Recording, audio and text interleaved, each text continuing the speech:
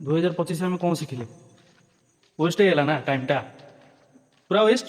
ଆମର ଛୋଟ ଛୋଟ ଚିନ୍ତାଧାରା ନୁହଁ, ନିଜକୁ ହିଁ ନିଜେ ପୁରା କମ୍ କରିଦିଏ। ହ୍ୟାଲୋ, ଜୟ ଜଗନ୍ନାଥ ସମସ୍ତଙ୍କୁ ଗୋଟେ ନୂଆ ଭିଡ଼ିଓରେ। ଏ ସୂର୍ଯ୍ୟ ଦେଖୁଛ ନା, ମାନେ ସୂର୍ଯ୍ୟ ଢଳିବ, ଗୋଟେ ନୂଆ ଦିନ, ନୂଆ ସମୟ, ନୂଆ ଚିନ୍ତନର ପରିକାଷ୍ଠା ହେବ। ମାନେ ସମସ୍ତେ କହିଲା ଭଳି ନୂଆ ବର୍ଷ 2025 ଆମେ କ'ଣ ଶିଖିଲେ? ୱେଷ୍ଟ ହେଇଗଲା ନା ଟାଇମ୍ଟା, ପୁରା ୱେଷ୍ଟ। କାହାର ଭଲ ଦିନ ଥିଲା, କାହାର ଖରାପ ଦିନ ଥିଲା, ସବୁ ପଳେଇଲା। ଏମିତି ଆଜ୍ଞା ସମୟ ରୁହେନି।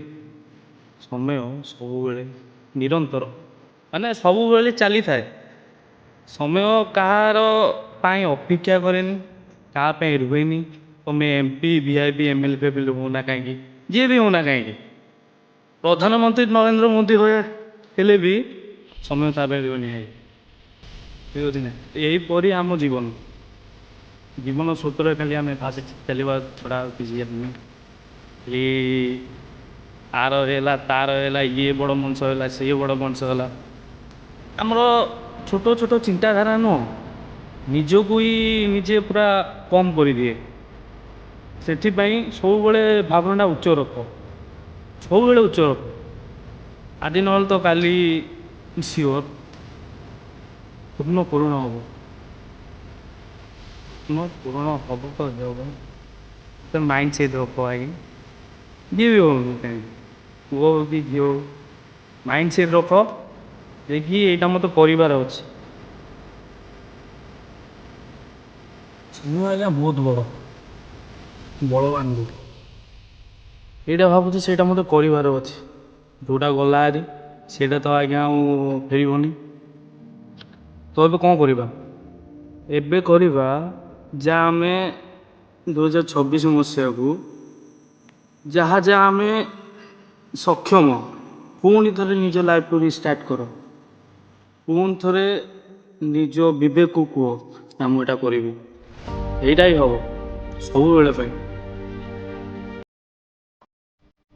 ଯଦି ତୁମେ ଭିଡ଼ିଓ କରୁଛ ନା, ଏମିତି ଅନେକ ଲୋକ ଆସିବେ, ଅନେକ କଥା କହିବେ ଏଇଟା କ'ଣ କରୁଛି, ଏଇଟା ମୋବାଇଲ ଧରିକି କ'ଣ କରୁଛି ଗୋଟେ।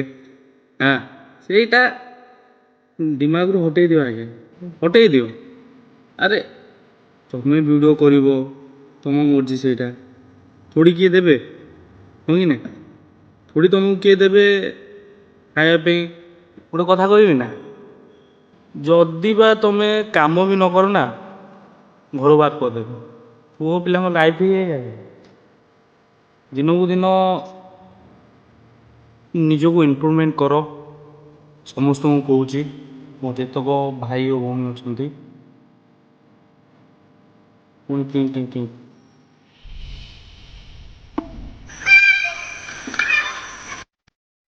ଯାହାକି ମୁଁ ହରେଇଛି, ମୁଁ ଚାହୁଁନି ଯେ ଆପଣମାନେ ତା ହରାନ୍ତୁ।